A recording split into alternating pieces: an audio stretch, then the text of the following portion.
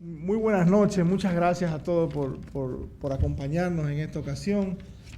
Me complace mucho en nombre de FUNGLO, de la Fundación Global Democracia y Desarrollo, a través de su Centro de Estudios de la Democracia y la Asociación Dominicana de Derecho Administrativo, darles la bienvenida a esta conferencia que ha sido facilitada por cortesía, ¿no?, de la asociación, conjuntamente con nosotros, del profesor Andri Matilla Correa, el servicio público, vicisitudes de una categoría del derecho administrativo. Pues como bien decía la invitación, en esta conferencia pues vamos a tratar el aspecto del servicio público como figura jurídica, como figura del derecho administrativo, y vemos aquí muchos colegas vinculados al área, por lo cual agradecemos mucho y auguramos una experiencia muy rica para todos.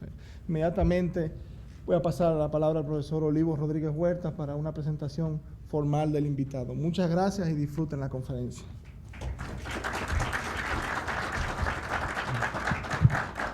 Gracias, Marco. Muy buenas noches a todos los presentes. Agradezco muy en especial la presencia de los magistrados del Tribunal Superior Administrativo y, por supuesto, la presencia también de todos ustedes, muchos también de los que son estudiantes actuales de la maestría en Derecho de la Administración del Estado, en la Fundación, y muchos que ya son incluso egresados de la maestría, que va para su sexta edición.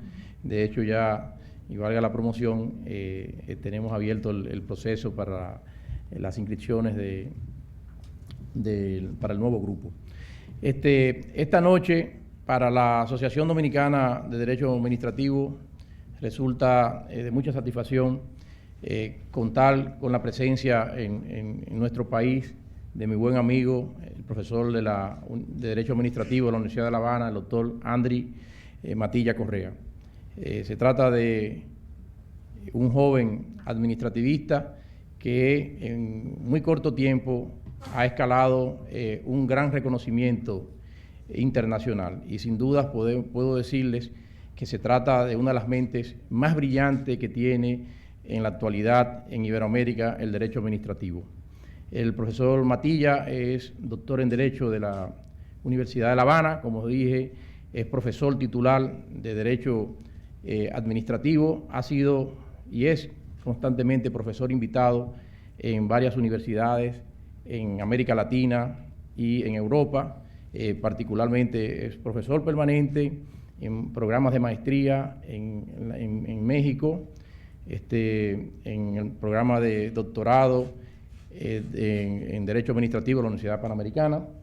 Ha sido conferencista invitado en numerosas ocasiones por la prestigiosa Universidad Nacional Autónoma de México, la UNAM. Ha sido profesor también invitado en universidades argentinas y de la República Bolivariana de Venezuela. En Europa, el profesor Matilla es un profesor permanente y ha impartido docencia en la Universidad Panteón Assas en París II, en la Universidad de Burdeos y también en París 7, en Nanterre, ha sido también profesor invitado. Nuestro conferencista de esta noche es miembro del Foro Iberoamericano de Derecho Administrativo. Muchos de los que están aquí lo recordarán por sus intervenciones en el Congreso Internacional de Derecho Administrativo, que en septiembre del año pasado dedicamos a ese gran hombre público dominicano, don Raimundo Amaro Guzmán. El profesor Matilla precisamente expuso en el Congreso sobre el tema que hoy nos convoca. Además, el profesor Andri Matilla es miembro fundador de la Asociación Internacional de Derecho Administrativo y es miembro honorario de numerosas asociaciones de derecho administrativo en el continente.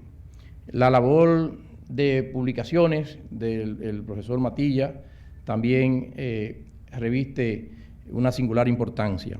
Desde su primera obra sobre las concesiones administrativas, que recoge parte de lo que fue su tesis doctoral, el régimen en Cuba, también comprende una importante obra que toca de una forma u otra a la República Dominicana. Se trata de una obra publicada por la Universidad Carlos III de Madrid el año pasado, sobre los orígenes de la ciencia del derecho administrativo en Cuba, que es un estudio sobre la primera obra que se escribió en América sobre derecho administrativo en 1848, escrita por don José María Morilla, nativo de esta ciudad de Santo Domingo, que emigró a Cuba y bueno, allí escribió, insisto, esa primera obra de derecho administrativo escrita en América. Esa obra hace un ponderado análisis, ¿no?, del contexto, la ubicación histórica, los antecedentes, los fundamentos que sirvieron de base al profesor Morilla para la misma. Se trata de una obra incluso que está disponible en el dominio público, figura la obra en PDF, aunque se puede también adquirir en físico, ¿no?, en varias de las prestigiosas librerías jurídicas que existen en España. El profesor Matilla también, aparte de estas obras, ha sido coordinador de obras colectivas muy importantes que han sido objeto de publicación, no solamente en su país, en la República de Cuba, sino también en México y en Bogotá, Colombia.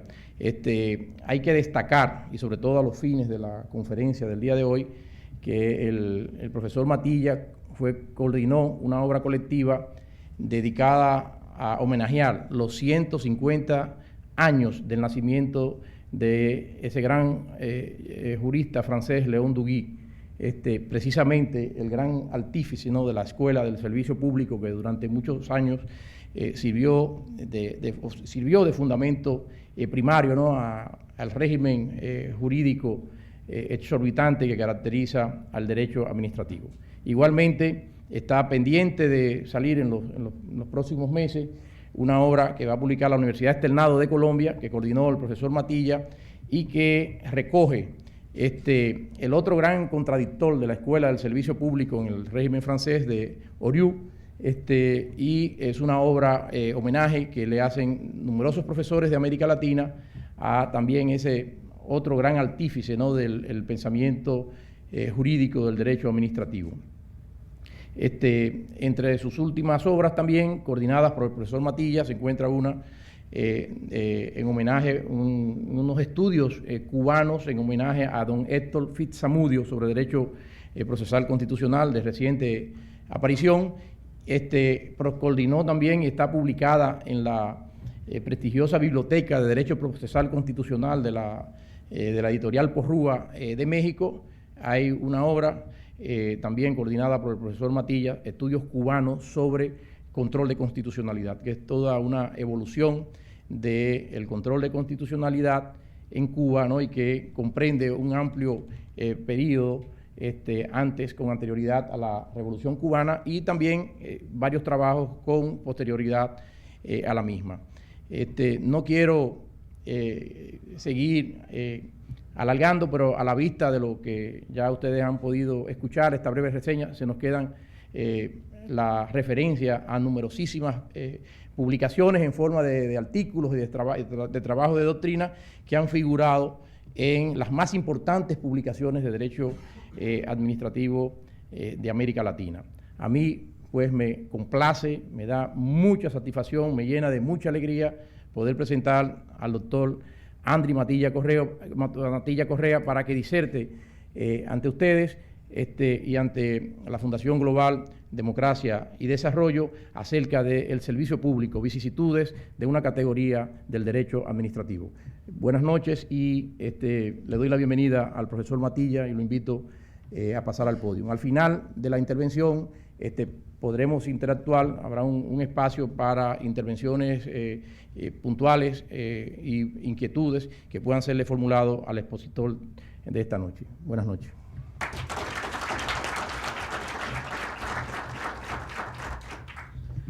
Muy buenas noches a todos.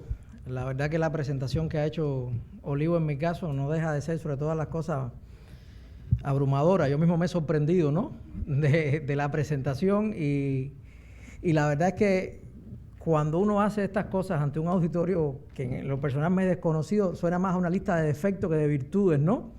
Pero que en palabras de alguien como Olivo realmente no dejan de pensar en la profunda amistad sobre todas las cosas que me une con él. Miren, ante todo quiero agradecer en especial a la persona de Olivo, como presidente de la Asociación de Derecho Administrativo de la República Dominicana, que haya sido posible mi presencia aquí hoy con ustedes en este momento. Agradecer también a Funglobe, porque realmente me ha dado la oportunidad de estar hoy en esta prestigiosísima institución que realmente yo creo que cada vez va dejando de ser patrimonio de los dominicanos para ir a trascender un poquito más allá y se está convirtiendo al menos en patrimonio de los caribeños, que eso es importante.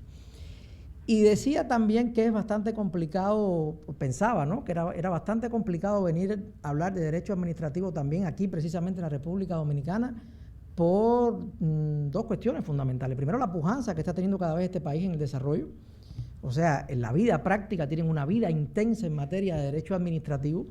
Segundo, porque eso además tiene la presencia de Olivo, que se ha convertido, si no en el más internacional de los especialistas en derecho administrativo que tiene este país, en uno de los especialistas también más reconocidos a nivel latinoamericano.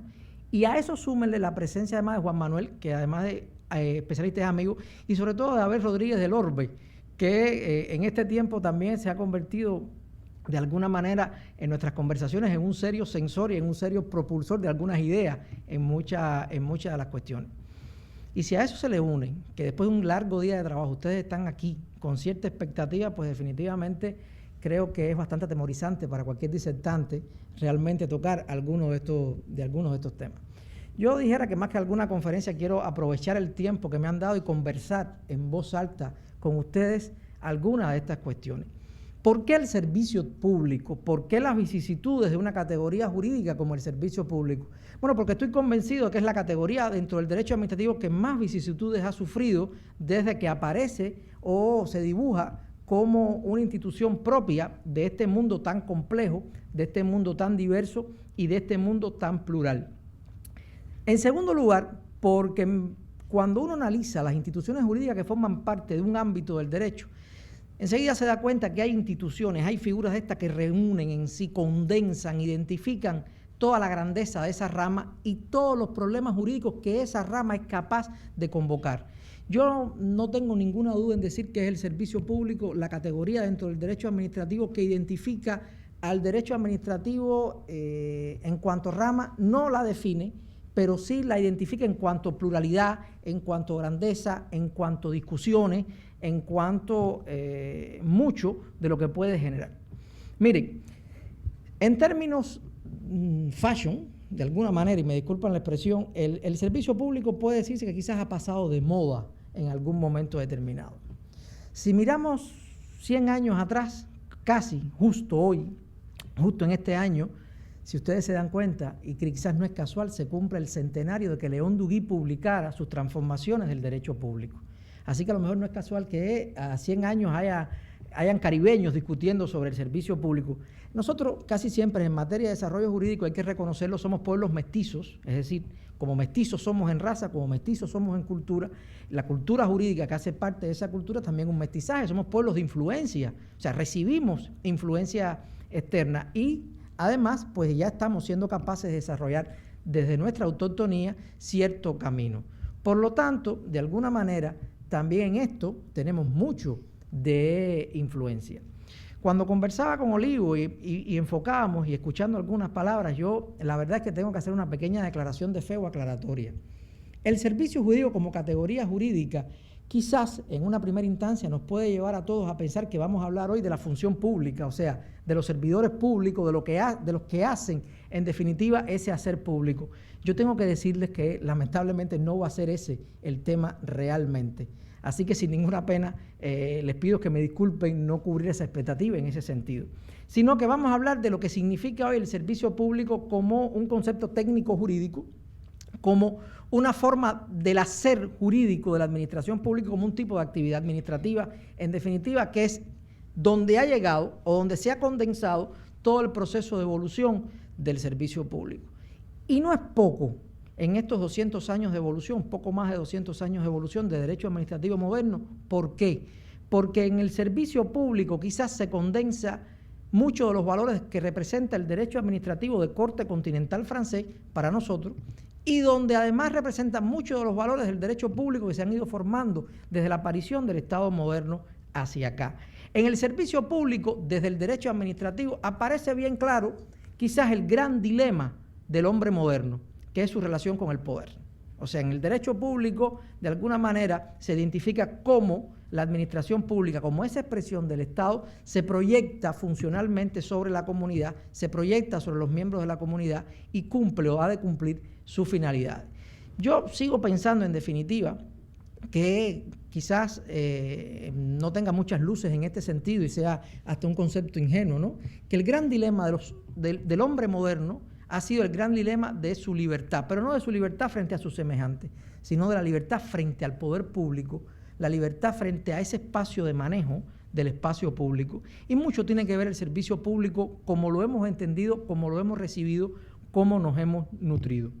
Después de este largo preámbulo, realmente quiero identificar algunos elementos fundamentales que tienen que partir necesariamente de la historia. A los juristas no nos gusta la historia. Y a los juristas actuales nos gusta menos todavía.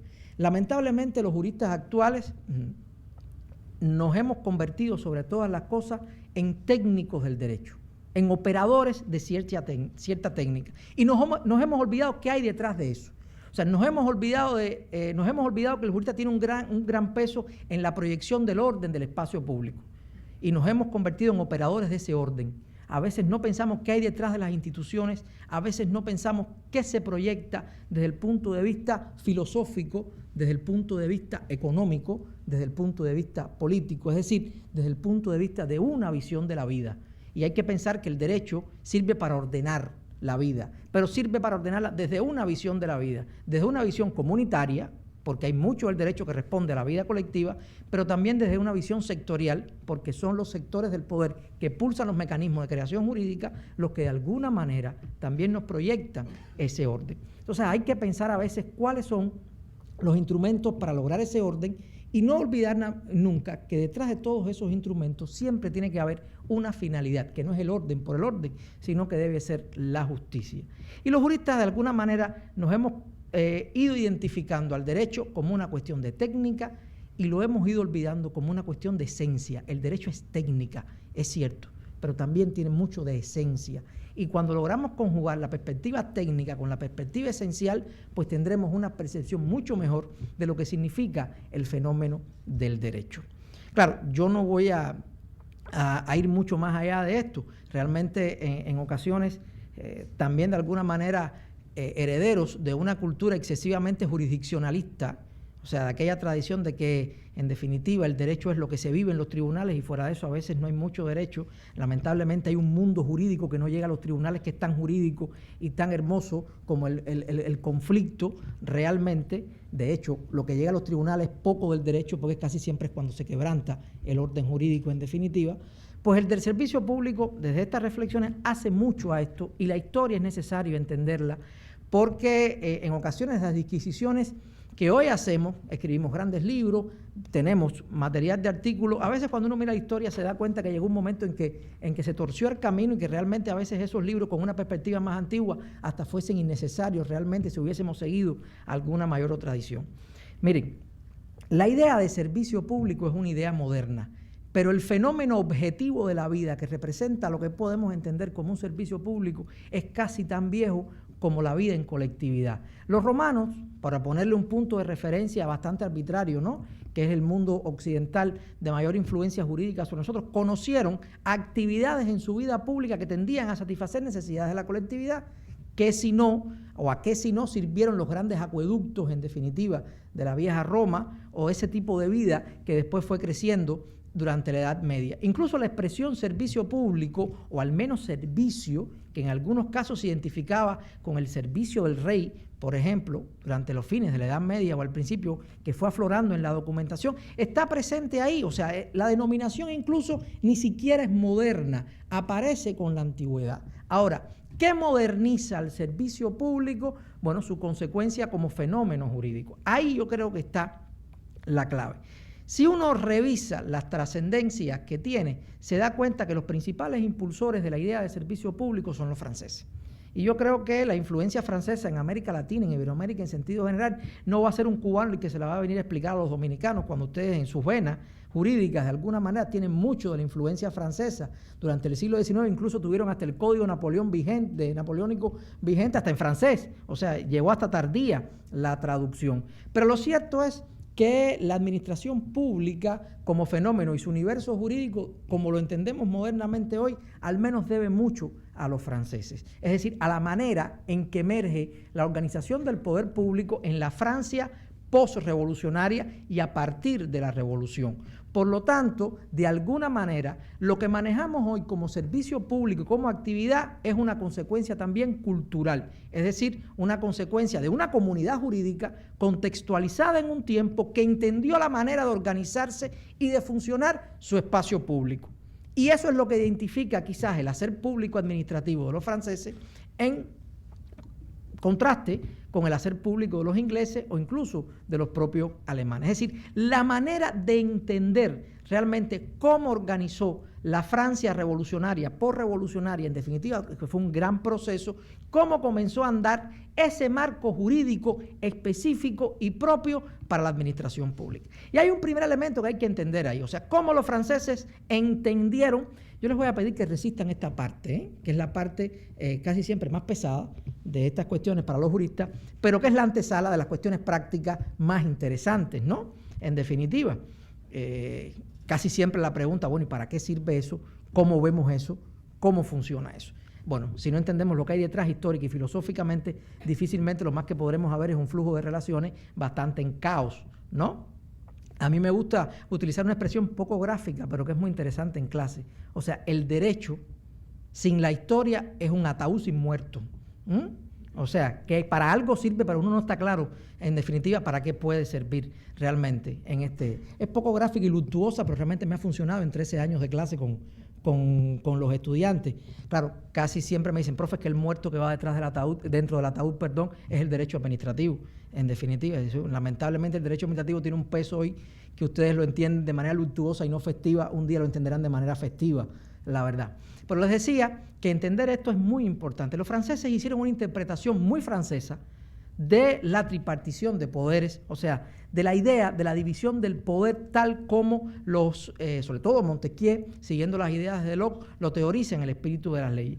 Decía muy francesa porque hablaron de una tripartición donde había una división extrema, es decir, llegaron a decir que el juez no podía intervenir, no podía controlar el funcionamiento administrativo. Y esto generó que se creara un cuerpo de reglas que iban a regular específicamente al funcionamiento administrativo, como se decía en esa época, una suerte de derecho civil para las relaciones de la administración pública con los ciudadanos, incluso así se dominó, mutatis mutandis, la idea, y eso además generó también mecanismos de control propio. Es decir, el derecho administrativo surge sobre todas las cosas, las categorías originariamente administrativas van surgiendo sobre todas las cosas como una suerte de fenómeno que lo jurisprudencial, lo jurisdiccional va decantando. Es decir, el derecho administrativo, de alguna manera, era lo que iba al conocimiento del Consejo de Estado. O sea, era lo que el funcionamiento administrativo derivaba, o en el funcionamiento administrativo derivaba en el conocimiento del Consejo de Estado. Y aquí hay un elemento importante. Aquí aparecen dos obsesiones de los franceses en materia de derecho administrativo. Uno, la codificación del derecho administrativo, es decir, se había codificado el derecho civil, se había codificado el derecho penal, el derecho mercantil, el derecho procesal, y lamentablemente el derecho administrativo aparecía como un conglomerado relativamente amorfo de normas jurídicas administrativas, y la mayoría de los autores dijeron, bueno, si las grandes ramas históricas se han codificado, bueno, la codificación es una suerte de carta de grandeza de una rama jurídica. Y buscaron la manera obsesivamente de intentar codificar el derecho administrativo. Por suerte, con el tiempo se dieron cuenta que era prácticamente imposible, o es imposible, realmente la codificación general del derecho administrativo, salvo una codificación parcial. Y ahí han quedado los monumentos al respecto. Los principios de administración pública o el Código Administrativo, como lo llamó de alguna manera Bonan, los textos de Gerando, de Macarel, que eran grandes obras, pero realmente lo que tendían era a sistematizar con criterios de diferentes tipos, hasta alfabéticos, las normas administrativas. Ese fue un primer elemento. Y el segundo gran elemento era encontrar el criterio de identidad de esa rama. Y esto es muy importante. Cuando usted lee los autores del siglo XIX, les dicen, son las normas jurídicas o las disposiciones jurídicas que regulan a la administración pública.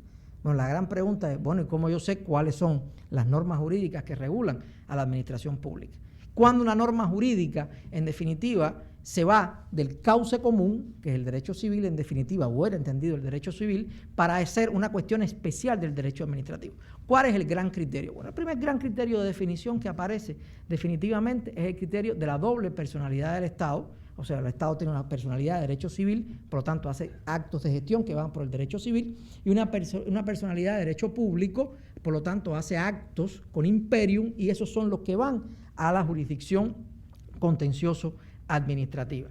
Y cuando uno lee los autores, vamos a revisar Vivien, vamos a revisar Edouard Laferrière, vamos a revisar el famoso diccionario de Max Bloch, ya aparece la idea de servicio público. O sea, el derecho administrativo son las disposiciones administrativas que van a regular la relación de los servicios públicos con los ciudadanos o que van a regular la realización de los servicios públicos. Y aquí aparece una primera noción de servicio público, quizás puede decirse que era la originaria. Es decir, el servicio público no va a ser más que un equivalente a función administrativa. Es decir, el derecho administrativo va a regular las relaciones que se establecen en la administración pública y los ciudadanos, o entre la administración pública y los ciudadanos, en el marco del funcionamiento administrativo. Por lo tanto, esta es la concepción más laxa de servicio público, y ahí conecta con la connotación que le puede dar uno a la idea de servidor público.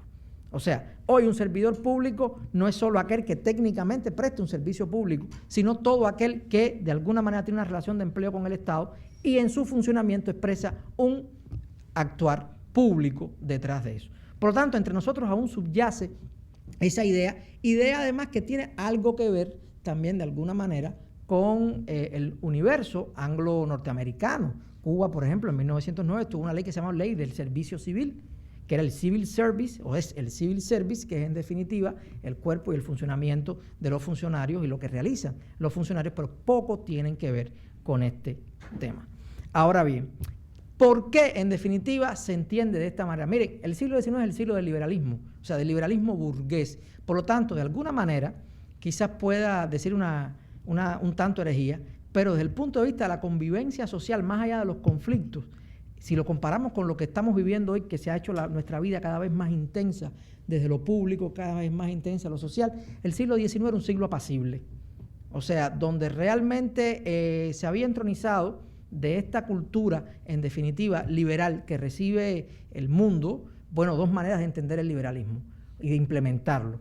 La manera anglosajona y la manera continental, con Alemania, con Francia, con Italia a la cabeza. Y esto va generando también una manera de entender el mundo donde realmente el Estado era un Estado gendarme, que es el nombre que se le ha dado a entender, un Estado que básicamente se limitaba a mantener la salud pública, no en el sentido de sanidad, sino como concepto, en definitiva, de orden público, tiene que ver con el orden público, la tranquilidad, la defensa nacional y a proveer los servicios de justicia. Es decir, una administración centrada fundamentalmente en el mantenimiento del orden público. El resto de las actividades, el individuo era el motor fundamental de actuación. El desarrollo del siglo XIX va dejando claro dos elementos fundamentales. Uno, se va quebrando ese rol relativamente expectante del Estado y la vida se va complejizando. Aparecen los grandes servicios públicos, o sea, la electricidad, la telefonía, aparecen los ferrocarriles, o sea, aparecen fenómenos que te van diciendo que la vida va ganando en intensidad y desarrollo, donde ya el individuo no es suficiente como motor impulsor para ello y el Estado ha tenido que asumir o va gradualmente asumiendo determinadas actividades. Y aquí se da quizás el primer gran acontecimiento que va marcando de alguna manera la desembocadura del derecho administrativo en un gran fenómeno jurídico, que es el Arré Blanco de 1873, si la memoria no me falla. Es un arré que todos conocemos perfectamente, es decir, un fallo del Tribunal de Conflicto francés, que quizás el quid de la cosa no ha estado tanto en lo que contuvo el fallo, cuanto en las conclusiones de ese fallo que presentara el comisario de gobierno David, donde en materia de responsabilidad decía que la responsabilidad en ocasión del ejercicio de un servicio público no debe ser la responsabilidad que en sentido general regulaba el Código Civil napoleónico francés, sino que era una responsabilidad que debía llevarse por reglas especiales para la administración. Aparece entonces este fenómeno. Pero lo curioso, como los buenos, yo también uso este símil en ocasiones, como los buenos artistas, los grandes artistas casi siempre tienen una etapa de oscuridad donde cantan en bares y hasta cierto tiempo que alguien lo descubre. Lo curioso de esto es que nosotros hoy señalamos a la Red Blanco como un elemento importantísimo de inflexión y desarrollo del derecho administrativo contemporáneo. Pero lo cierto es que la Red Blanco pasó inadvertido para sus contemporáneos. Fíjense si es interesante que en el gran libro del siglo X, de finales del XIX, que representa el Tratado de la Jurisdicción Administrativa de Edouard Laferrière, ni siquiera se menciona para los criterios de competencia a la Red Blanco. O sea, que el Arreo Blanco estuvo 30 años sin colocarse en la vista de los estudiosos y de los actores del derecho administrativo francés. No es hasta principios del siglo XX que en 1903, en un importantísimo fallo, Romeu, uno de los grandes comisarios de gobierno, va identificando una línea evolutiva y mira hacia el Arreo Blanco. O sea, va y dice, esta línea evolutiva va a comenzar por acá. Y desde el punto de vista quizás científico, otro comisario de gobierno en su tesis de doctorado, Georges Tessier, es el que en definitiva, de alguna manera, lo lanza al vuelo de lo académico cuando hace una tesis sobre la responsabilidad de la puissance publique, o sea, del poder público en Francia. A eso hay que conjugarle otro elemento más.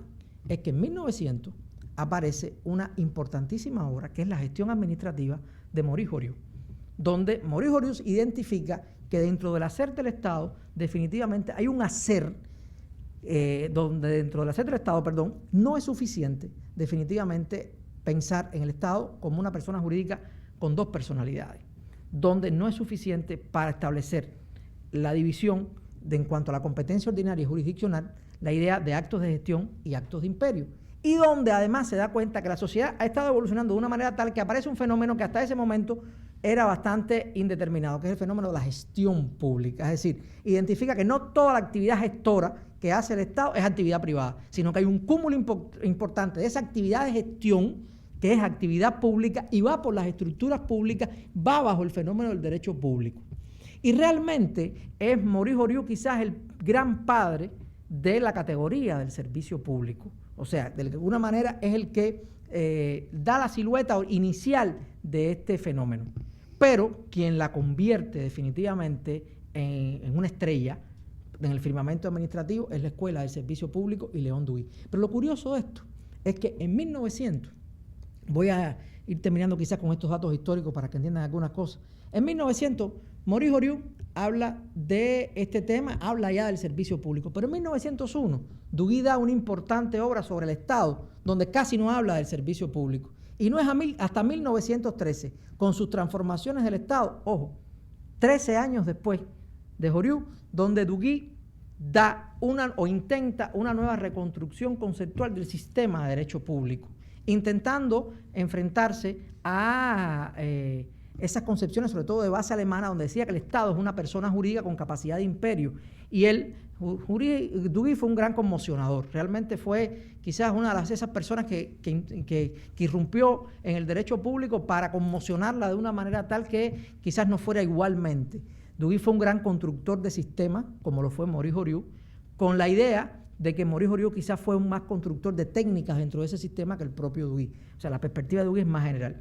Y Duguit convierte al servicio público en el centro del derecho público, llegando a definir al Estado como una cooperativa o una coordinación de hombres que tienen como finalidad el servicio a la comunidad. Fíjense el contraste, ya no es persona pública el Estado, un poder de imperio, sino es una conjunción de hombres que deben deberse a la comunidad.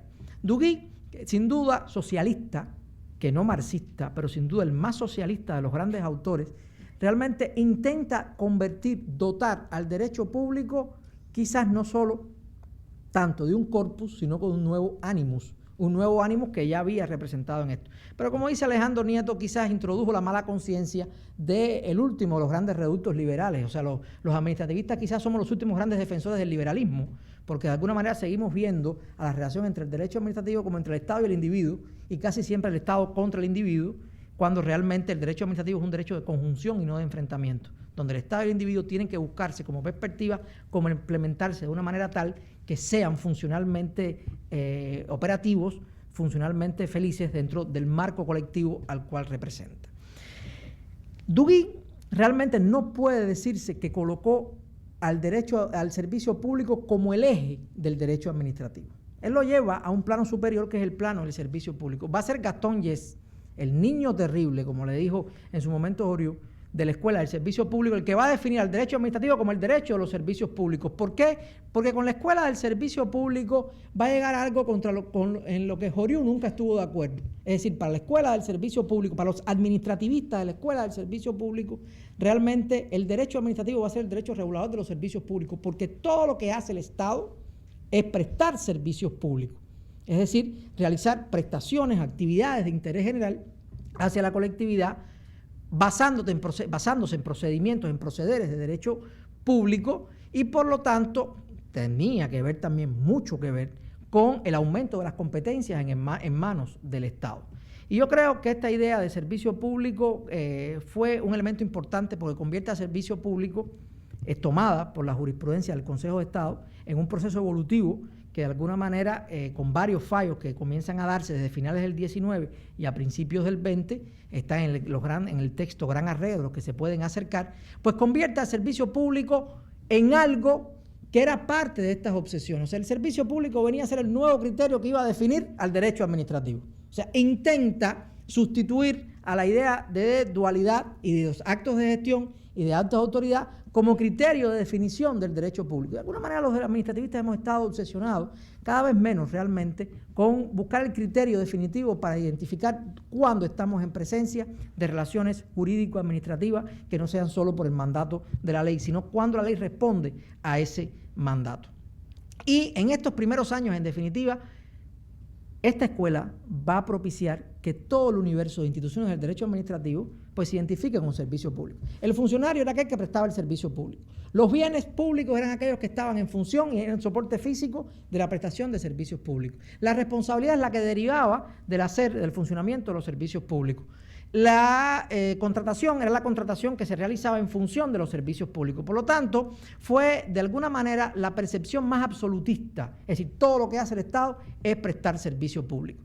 Y de alguna manera esa idea lo acompañó y rápidamente vino la crisis. La primera crisis vino en el 21-22 con el famoso arrest del barco de Loca, en definitiva en Costa de Marfil, porque aparece una idea, o sea, se pueden gestionar servicios públicos no sobre la base del derecho público, sino sobre la gestión privada. Entonces hay una primera crisis que va a ser el origen no solo de la idea de servicios comerciales e industriales, esa noción de servicio comercial e industrial que hoy se maneja, sino va a ser el embrión originario de esa otra categoría que va a tomar cuerpo a partir de la unificación europea, que es los servicios de interés general, o sea, los servicios económicos de interés general. Una nueva categoría, ¿por qué?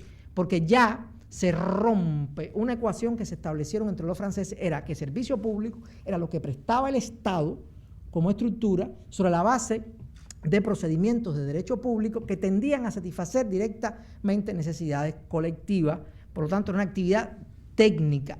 Lo primero que se dieron cuenta al andar la evolución era que no todo lo que hace el Estado es prestar servicios públicos. El Estado, de alguna manera, cuando fomenta, el Estado, cuando aplica normativas de policía o actividad de policía, no es técnicamente prestaciones que van encaminadas directamente a satisfacer actividades generales. Por un lado, dijeron, no podemos identificarlo. Por otro, aparece esa puja de Duguid, de Oriú, con, sobre todas las cosas, Gastón Yes, donde se dice, no, es que el servicio público realmente es el fin de la actividad, pero el medio es la puissance publique, es decir, el imperio, la potencia pública para actuar. Por lo tanto, el criterio distintivo no está solo en el servicio público, sino sobre todas las cosas en ese poder público, en esa puissance publique, en definitiva. Y van creándose dos ideas conceptuales que son muy interesantes. ¿Por qué? Porque el mundo también ha cambiado. O sea, el Estado liberal está muriendo, absolutamente. Aparecen los vestigios iniciales que después se consagran en la segunda posguerra de la idea del Estado interventor, donde el Estado de ese criterio más acabado de Estado de bienestar social o Estado social de derecho, que de alguna manera es un Estado que va asumiendo cada vez más ciertas competencias para proveer prestaciones y actividades que tiendan a satisfacer intereses generales. Y con esa quiebra, realmente con estas nuevas ideas, algunos elementos se han ido entronizando en la realidad actual. Sobre todas las cosas porque el Estado ya no solo se dedicó a realizar prestaciones en función de la colectividad, sino que fue asumiendo producción de bienes también, realización de ciertos servicios que eran típicamente privados y que se fueron además calificando por la normativa como actividades de servicio público. Por lo tanto, se difumina el concepto de servicio público. Y aparece quizás la idea definitiva de que el servicio público hace agua por dos cosas. Uno, hace aguas como criterio de definición del derecho administrativo, porque no todo lo que hace el Estado es servicio público, por lo tanto, no todo lo que en servicios públicos hay derecho administrativo, y en ocasiones donde hay servicios públicos no hay derecho administrativo, sino hay derecho privado. Y por un segundo lugar, hace agua la propia noción de derecho de servicio público, en el sentido de que ya no va a ser todo lo clara, y ahí está la famosa tesis de Luis de Coral, allá por el 1954, que se publica, que habla de la crisis de la noción de servicio público. Y de alguna manera a los administrativistas le hemos cantado a las crisis.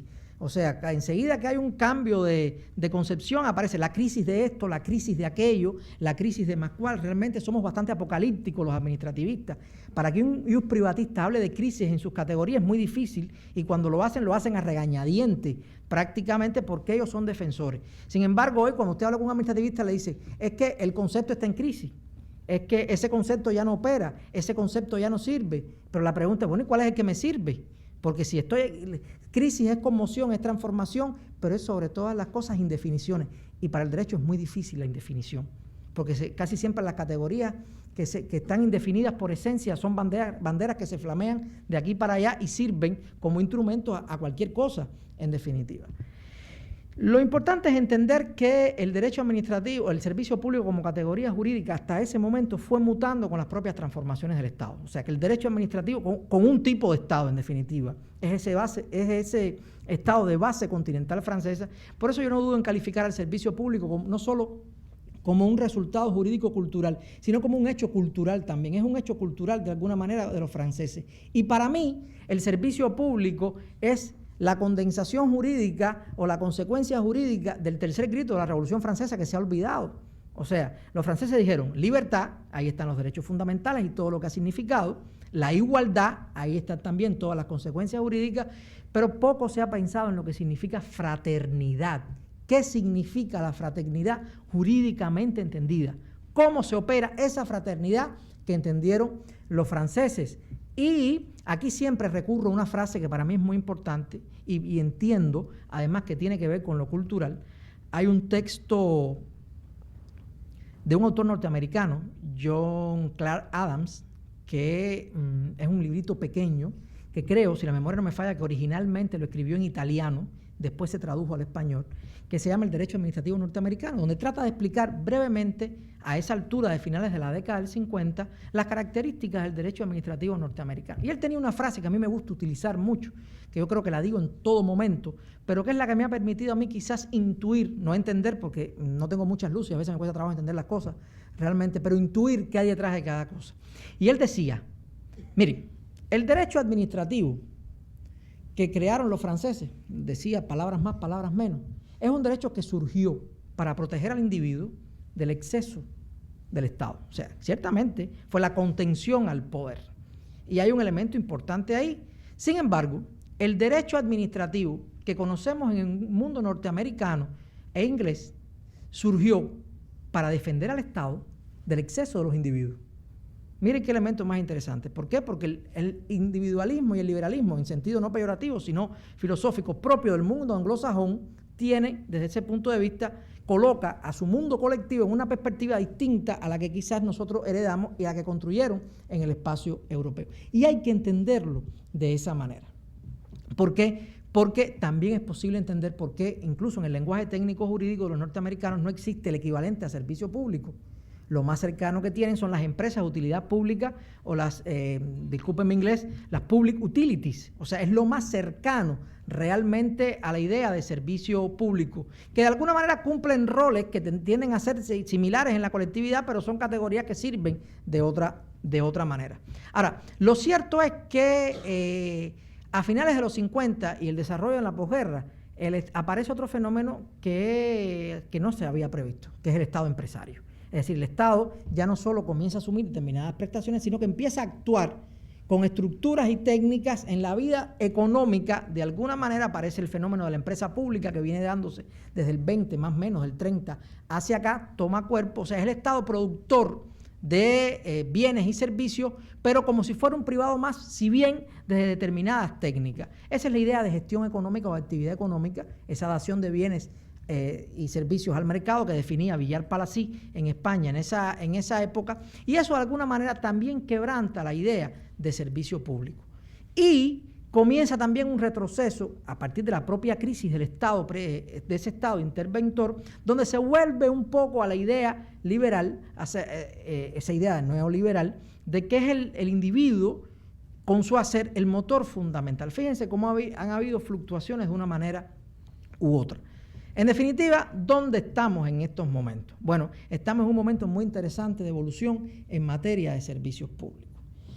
Yo quiero quizás cerrar una idea fundamental aquí, para que no lo entiendan como una disgregación demasiado amplia.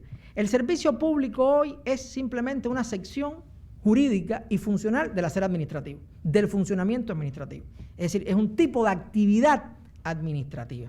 Ahora, ¿cómo se define esa actividad? Bueno, sigue habiendo mucha discusión. No hay un criterio preciso para definir un servicio público. En ocasiones el servicio público es más una cuestión de sensación que de convicción. A veces yo siento que estoy frente a un servicio público, pero en ocasiones jurídicamente me cuesta explicarlo y a veces decir por qué. Y han aparecido los más disímiles criterios. Desde la publicatio, hay quien considera hoy quizás el criterio más distinguido, el criterio más seguro a veces para definir, o sea, un acto formal que adscribe a la competencia del Estado, un acto formal con el rango de valor para hacerlo, porque es una sustracción de la esfera individual, por lo tanto hay una afectación a la esfera de la libertad supuestamente, es un acto formal, debe hacerse por constitución o por ley, o sea, el valor de la voluntad soberana en definitiva, no más, no hay otra voluntad capaz de adscribirlo, por eso la publicatio no se debe hacer por vía reglamentaria, porque realmente la administración no tiene la capacidad de afectar de esa manera la esfera individual. Se ha hablado de que cuando hay prestaciones obligatorias, cuando el servicio de adquisición obligatoria para el ciudadano, estamos frente a un servicio público cuando no es de adquisición facultativa. Bueno, es relativo. Cuando es monopolio del Estado, o sea, ¿qué significa la palabra monopolio? Hoy todos cuando hablamos de monopolio nos ponemos de alguna manera a temblar porque pensamos en definitiva en alguien que tiene algo en sus manos que no nos permite a otros. Yo quizás en estas cosas, como no soy capaz de ir por el mundo hablando de verdades absolutas, trato de explicarme individualmente el mundo, ¿no? Y pienso que el servicio público es ante todo un tipo de actividad administrativa que se define quizás por 3 o 4 notas. La primera es la publicatio, o sea, necesariamente, o sea, es un tipo de actividad de titularidad pública, es decir, le corresponde al sector público su titularidad, que no estamos hablando de propiedad ni de dueño, es un concepto que también tiene sus matices, que tiende a satisfacer directamente necesidades de la colectividad, que responde a un proceder de derecho público y que por lo tanto puede ser gestionada directa o indirectamente por el propio Estado. Es decir, la gestión privada no hace o no niega la idea de un servicio público. Por lo tanto, el kit sigue siendo un kit bastante impreciso, porque ¿cuándo decido publicar o no una actividad? ¿Cuándo se publica? ¿Cuándo aparece ese acto formal? Bueno, ya León Duy lo decía en ocasiones. Son los gobernantes los que tienen que definir qué cosa es un servicio público. Y sigue siendo una categoría coyuntural. Quizás el derecho administrativo es el espacio de la mayor coyunturalidad que hay en este universo. Pero lo cierto es que es un tipo de actividad que por el interés que representa para la vida de la colectividad, el Estado, interés real, interés de alguna manera subjetivo, hay un interés económico, hay interés político, el Estado decide que tiene que sustraerla de la vida. Y aquí se dio también otro de los grandes conflictos, y se sigue dando hoy. O sea, el servicio público me afecta o no me afecta en mis libertades individuales. ¿Es el servicio público un atentado a las libertades individuales porque me afecta la libertad económica? Por ejemplo, dicen algunos autores, yo estoy convencido, realmente tengo que decirlo así, de que el servicio público no es una técnica de afectación a libertades fundamentales, es en ocasiones una técnica de garantía a esas libertades fundamentales. Es un cruce de espada que no solo se dio en Francia, sino también se dio en en España en estos momentos, y aparece también otro fenómeno, en definitiva, que es la idea de publicatio. ¿Será suficiente para definir el servicio público? ¿O basta con que la idea teleológica de que responder a una necesidad colectiva es suficiente para responder a un servicio público? Bueno, el proceso de unificación europea requirió, de alguna manera, consensuar puntos de vista. El consenso tuvo una de tantas consecuencias jurídicas. La aparición definitiva, porque ya hacía muchos años que se venía manejando con palabras más, palabras menos, un fenómeno igual, nominativo al menos, que eran los servicios económicos de interés general. Y aparece un sector de la doctrina que dice: ha muerto el viejo servicio público, ha aparecido un nuevo concepto de servicio público. Siempre que sea una actividad de interés general, ahí estamos en presencia de un servicio público. Yo realmente no coincido con ello. Hay autores que hablan de un nuevo servicio público. Yo soy quizás conservador por excelencia, me cuesta trabajo aceptar las novedades, siempre trato de reconducir lo nuevo a las ideas viejas, porque también pienso que no hay nada más atrayente que una idea vieja vista con ojos modernos, que es otra cosa, realmente es así. Y no comulgo con esta idea, ni siquiera pensar que es un atentado a las libertades económicas. Creo que es una garantía para muchos que no pueden ejercer sus libertades económicas de la manera en que lo pueden ejercer otros. Y en segunda cuestión es que los conceptos deben mutar, pero que los conceptos no deben transformar su fisonomía de una manera tal que sea difícil en ocasiones identificar esa línea de mutación.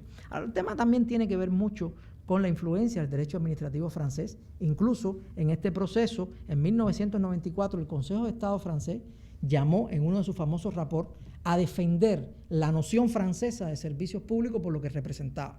Por eso es que algunos autores han hablado de servicio público a la francesa. Es decir, una manera de entender el servicio público que quizás no se entiende en otros lugares. Ahora, lo cierto es que el servicio público nos ha servido en la práctica para muchas cosas. Como título jurídico, o sea, como título de intervención, también decía Villar Palací en algún momento, porque una de las grandes obsesiones del Estado moderno es ir legitimando a partir de determinados títulos su hacer sobre la comunidad, sobre la colectividad. Lo cierto es que el servicio público nos ha llevado de varios elementos. Primero, nos convirtió en usuarios, o sea, a todos aquellos que accedemos a esas prestaciones, que es algo más que un mero consumidor, es un mero consumidor cualificado con una protección que genera ese espacio de colocación dentro de relaciones públicas.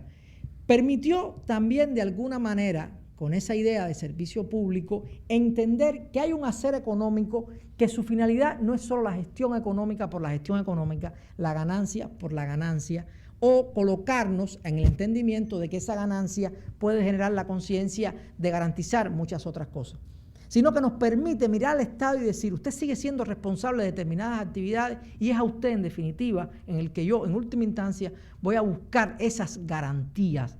O sea, el servicio público no es solo un título de legitimación, sino sobre todas las cosas también es un título para exigencias de responsabilidades. Ahora, el tema es articular adecuadamente esas exigencias de responsabilidad.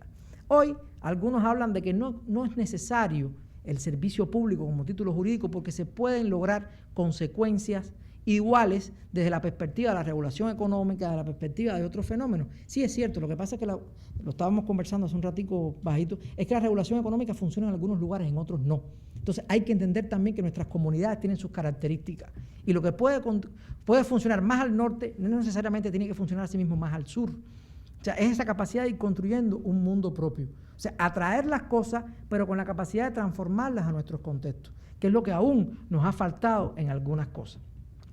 Y otro elemento ha sido también, de alguna manera, pues esas consecuencias del servicio público, en definitiva, como un título de abultamiento del Estado. O sea, el Estado puede ir asumiendo. Creo que el caso cubano es muy interesante. El caso cubano, la evolución del caso cubano después del triunfo de la revolución, llevó a que a finales de los 60 el Estado se convirtiera no solo en el principal actor económico de la vida cubana, sino en el único actor económico. O sea, el Estado no solo era titular, sino que se encargaba de garantizar la prestación directa de todas o casi todas las actividades económicas que pudiéramos imaginarlo. Desde las grandes prestaciones sociales, en algún momento se publificó la educación, se publificó la salud, pero también de esas pequeñas actividades económicas como la venta gastronómica en pequeño dato. Por eso es que un autor como el profesor Héctor Garcini dijo en Cuba en esa época que en el socialismo, tal como se estaba practicando en Cuba, era un dislate hablar de servicios públicos, porque claro, cuando usted habla de servicios públicos, porque hay actividades que son privadas, pero cuando el Estado asume todas las actividades, pues no queda actividad privada, y él dijo, un dislate hablar de servicio público, lo más adecuado es hablar de servicio estatal, porque en definitiva todo es del Estado. Lo que pasa es que las transformaciones económicas a raíz de la caída del muro de Berlín y del socialismo real de Europa y de la crisis económica llamada periodo especial, en definitiva, que se vivió en Cuba de los 90, el Estado cubano tuvo que entonces recurrir nuevamente en alguna medida a el sector privado. Es decir, tuvo que acudir a la gestión indirecta de servicios públicos a través de figuras como la empresa mixta y como título habilitante la concesión administrativa, pero tuvo que acudir. Entonces ya va apareciendo un germen de actividad que es privada, que no es servicio propiamente estatal. Y la vida fue diciendo que en definitiva hay mucho de coyuntura, mucho de oportunidad y de necesidad política en esos fenómenos. ¿Dónde estamos hoy con el tema del servicio público? Miren, en buena medida yo les dijera, no sé, pensarán, vaya conferencista, ¿no?, que no tiene una respuesta precisa. Bueno, yo lo que sí creo, y difícilmente en derecho administrativo uno pueda tener respuestas precisas, uno puede tener su respuesta precisa, pero no quiere decir que sea la respuesta precisa. Lo cierto es que el servicio público tiene que entenderse hoy como un tipo de actividad, repito, de avistamiento de derecho administrativo, es decir, donde hay servicio público, hay derecho administrativo, pero no todo el derecho administrativo está en el servicio público. Y el derecho administrativo, en definitiva, y el servicio público tienen que servirme hoy cada vez más, como está la vida cotidiana nuestra, de nuestras naciones, de nuestros pueblos, como instrumentos de factor de desarrollo social. Y ese es el elemento que hay que entenderlo ahí. O sea, el derecho, en definitiva, tiene un importante carácter instrumental. O sea, ordeno para proveer justicia, para proveer orden, pero en definitiva ordeno para proveer mejoramiento. Y eso es lo que hay que entender. Que detrás del servicio público, como buena técnica administrativa, porque el servicio no funcionó, nos dejó de funcionar, nos ha vuelto a funcionar, y creo que de alguna manera ese es el sino del derecho administrativo, vivir crisis constantemente, recomposiciones, reinstrumentaciones, y así como estuvo de moda, porque estuvo de moda, basta leer los elementos de derecho administrativo de Troncoso de la Concha para ver que es quizás el momento donde más se implementa la idea de servicio público. Claro, fuera de Francia, la idea definitoria del servicio público como criterio de adquisición de competencia jurisprudencial no primó tanto realmente. O sea, fue un fenómeno cuya mayor intensidad se dio en la Francia, pero no por eso muchos grandes autores iberoamericanos de entre la década del 20, el 30, el 40 y el 50 asumieron la idea de definir el derecho administrativo a partir de los servicios públicos. Los servicios públicos son un fenómeno económico hoy para nosotros, son un fenómeno social, son un fenómeno a partir de los cuales ordenamos ciertas relaciones, donde proveemos a ese mejoramiento. Y yo creo que cuando las buenas intenciones están ahí claras, pues no debemos tener miedo a encuadrarlas en determinadas categorías, en estructuras mentales para explicar una realidad. Porque en definitiva, eso es lo que tiene que haber. Que esas estructuras mentales puedan responder de alguna manera a la explicación de una vida que tiene que proveerse mucho mejor. Yo soy, tengo que decirlo así, todavía... quizás estoy muchos pasos atrás del desarrollo mental, pero soy un convencido de que el servicio público sigue siendo una necesidad dentro del mundo jurídico, administrativo, cultural al que pertenecemos, sigue siendo un complejo relacional que debemos identificar de alguna manera y que debemos dejar de entender. Y porque además desde el punto de vista emocional, el derecho administrativo, el servicio público, para la construcción del derecho administrativo, tiene un valor importante. Cuando yo era estudiante de primer año de la carrera, tenía un magnífico profesor de Derecho Romano, y ese profesor, cuando dábamos el tema de derecho de obligaciones en Roma, él nos enseñaba una frase muy popular en los textos romanistas que decía, miren, los griegos nos dieron la estatua, con ellos el arte de esculpir. Los romanos nos dieron la obligación y con ellos nos dieron el derecho civil, en definitiva. Bueno, yo estoy convencido que así como el pretor nos dio la obligación y nos dio el derecho civil, Yo estoy convencido que el Consejo de Estado francés nos dio el servicio público y con ello nos dio el derecho administrativo. Entonces, que entender que la base sea con mayor o con menor alcance, pero la idea de entender al servicio público como una institución importante para el desarrollo de una rama jurídica es también entender que va a ser importante la manera de entender estas cosas. Creo que he hablado demasiado, creo que como cubanos, los cubanos hablamos mucho, la verdad, los dominicanos también. Entonces, cuando hablamos cubanos y dominicanos, hablamos exponencialmente. Realmente es una incontinencia verbal típica de nuestro mundo, lo celebramos muchísimo, realmente. Yo realmente solo espero que se haya desgajado algún interés en este tiempo de conversación. Claro, hablar de servicio público en 40 minutos, en 1 hora, casi nunca genera claridad, sino genera mucha confusión. Entonces, solo espero no haberlos confundido más allá de lo que es posible en este tema. Si es así, pues creo que me puedo dar por satisfecho. Si no es así, les pido que me disculpen, pero tengan la seguridad de que he intentado hacer el mejor esfuerzo que conozco y que puedo hacer. Así que muchísimas gracias.